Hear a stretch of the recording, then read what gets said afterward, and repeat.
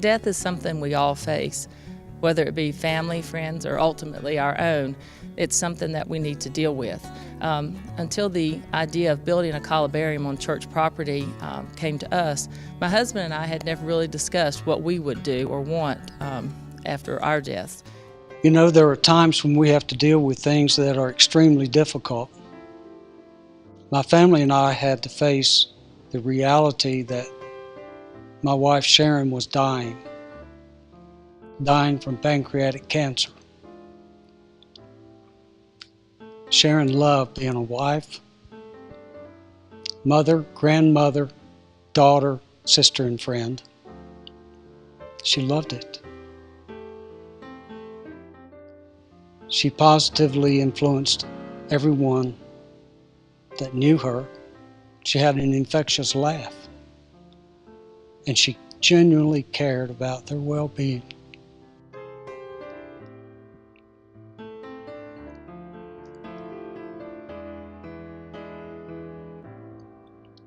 But she was above all else a faith-filled person, and that made it so much easier for us to deal with when she died. Looking ahead to the day when there would be a need, Sharon and I purchased cemetery plots, never giving any consideration to other options. When Sharon's time was near, we revisited some of those earlier decisions, and Sharon decided to be cremated instead of having a traditional burial. I recall one of Sharon's last days to worship in this church. It was a beautiful Sunday morning when her time was near. We walked toward the church sanctuary, and it was then that she planted the seed for a columbarium to be placed here at First Baptist Church. She said, "If possible, I want my remains to be placed on our church grounds."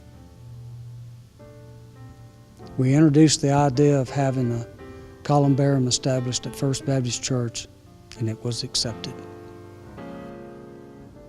The columbarium was custom designed to be a place of honor, beauty, and tranquility while bringing a degree of comfort to families during their time of need. And you know, I am thankful for Sharon's wisdom in planting that seed and First Baptist's willingness to explore the possibilities. In recent years, Marty and I have both lost our mothers, and we've both dealt with those issues of funeral arrangements. And we realize that this is something that if we can take care of these matters beforehand, before our own deaths for our children, it's something that we can leave to them to help lessen the burden when we do pass away.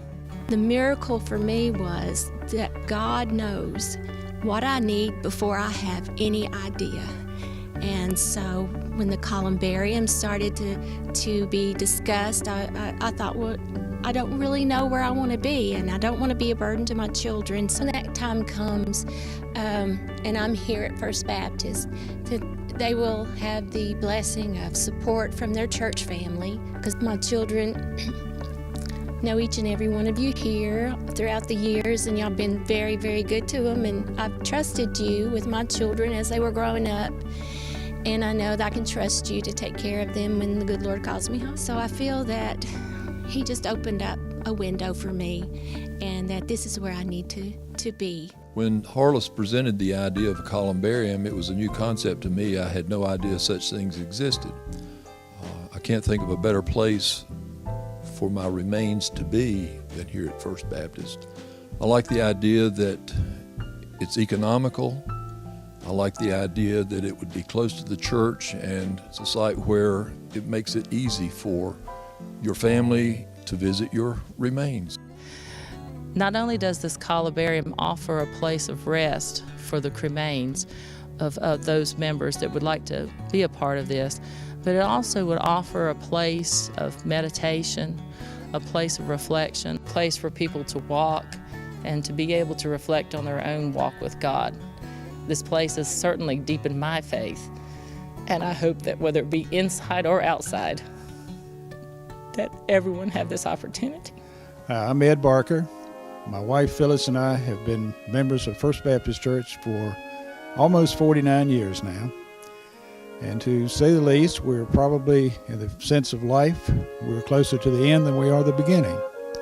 And I've had on my to-do list for a number of years now, make those end-of-life decisions.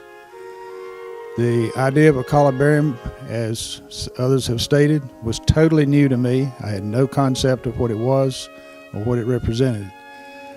But immediately, upon the presentation, it became a plan for us. David and I have chosen to have our remains here at First Baptist Church. This is our home church. This is where we belong. We've decided that we would like the opportunity to be cremated and placed on church property. Along with talking to our children, me and Paula also talked to our rest of our family, our brothers and our sisters, and they were fine with the idea of having a columbarium and being cremated, knowing that our soul has already gone to heaven and just our body's going to be here, and it's going back to the earth anyway, back to where it started. When the idea of a columbarium at First Baptist came to my attention, people wanted to speak to me about cremation and how can Christ resurrect a body that's been cremated. The Bible mainly is concerned that we have a right relationship with God. Christianity Today put it this way: we shouldn't use the Bible or Scripture to promote burial traditionally or cremation. That's not its focus. That's not its emphasis. The main thing is that we have a relationship with God. I mean, think about all the martyrs who've been burned at the stake over the years because of their faith. I personally plan to be cremated. You know, our motto at First Baptist is everybody's welcome, nobody's perfect, and anything's possible. As Billy Graham said, it is not impossible for God, a sovereign God, to raise the dead of a body that's been cremated. And so it's really a matter of choice. And this might be an option for you and your family because First Baptist is a sacred place where you have worshiped, where you have served, where you have loved each other, you've loved God, and you've loved our community.